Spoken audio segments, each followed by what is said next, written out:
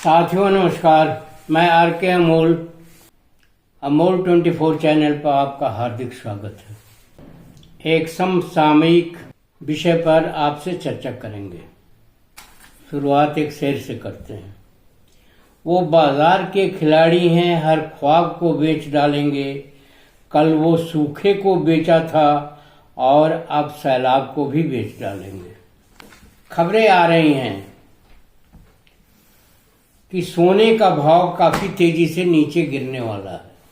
कारण तो बाद में पता चलेगा,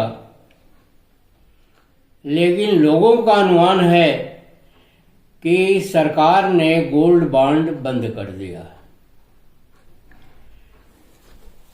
जैसी खबरें आ रही हैं कि गोल्ड बॉन्ड काफी ज्यादा बिक गया है और उसके पेमेंट 5 साल 6 साल का जो लॉकिंग पीरियड है, उसके बाद उसका पेमेंट भी किया जाना है। सरकारी कोष खाली है। पेमेंट बहुत बड़े पैमाने पर करनी होगी, क्योंकि बहुत बड़े पैमाने पर लोगों ने गोल्ड बॉन्ड खरीदा है और सरकार के खजाने में काफी पैसा गया है। लोगों को एक लुब्रिकेटिव, लोक लुभावन स्कीम दिखाई गई, दी गई, बताया गया और लोगों ने उसका खुलकर समर्थन किया। अब सरकार को उसको पेमेंट करना है, बॉन्ड का भुगतान होना है और संभवतः इसी परिप्रेक्ष्य में सोने के भाव जो है किसी न किसी तरह से गिराए जाएंगे या अफवाह फैला करके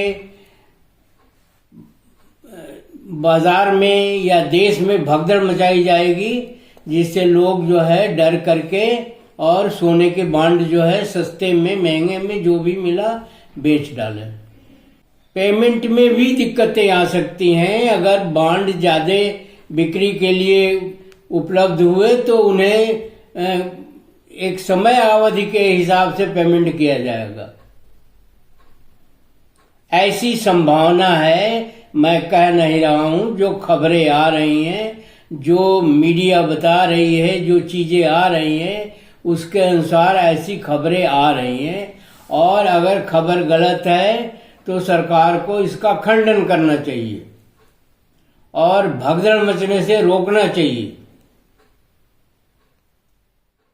सरकारों का ये रवैया है और सरकारें जो हैं इसी तरह की कार्रवाई करती है, जो षड्यंत्र एक तरह से होता है।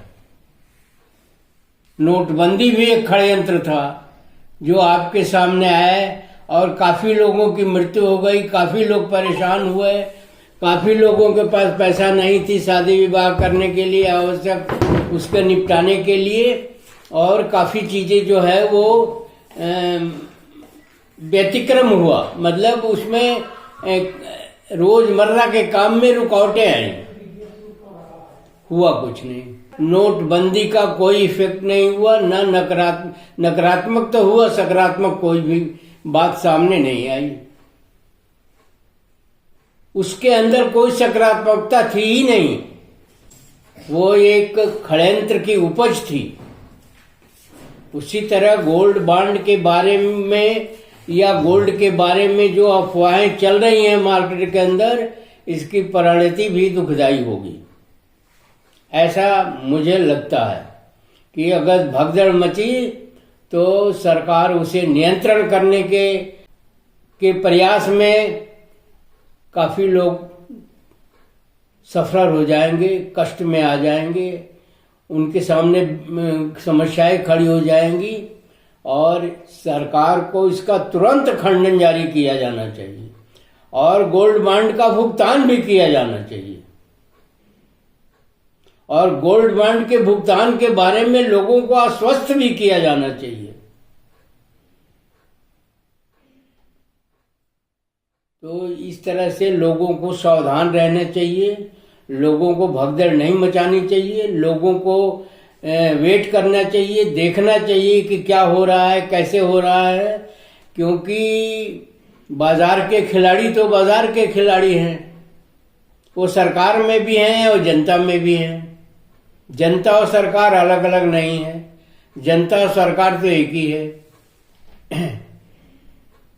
ये जरूर है कि एक को दुख भोगना है और एक जो है उसका लाभ लेगा। ऐसा होता ही है, एक लाभ लेता है तो दूसरा जो है परेशान होता है। तो ऐसी स्थिति में जनता को भी भगदड़ नहीं मचानी चाहिए और जनता को इंतज़ार करना चाहिए कि गोल्ड का भाव कितने आ रहा है। कोई कह रहा है 30 आ जाएगा, कोई कह रहा है 40 आ जाएगा, कोई कह रहा है 55 आ जाएगा, कोई कह रहा है 60 आ जाएगा। अभी जो है 85-90 चल रहा है। तो ऐसी स्थिति में सावधान रहिए और सावधान रख के अपना काम करिए। और सरकार से निवेदन है कि वो इस संबंध में बुलेटिनें जारी करे, इस संबंध में लोगों का भ्रम दूर करे, या अगर ऐसा है तो ये दुखदाई है। आशा करते हैं वीडियो को आप ध्यान से पढ़ेंगे और स्थिति को स्पष्ट करेंगे। वीडियो को शेयर करना, लाइक और सब्सक्राइब करना न भूलिए। धन्यवाद। जय हिंद, जय भारत।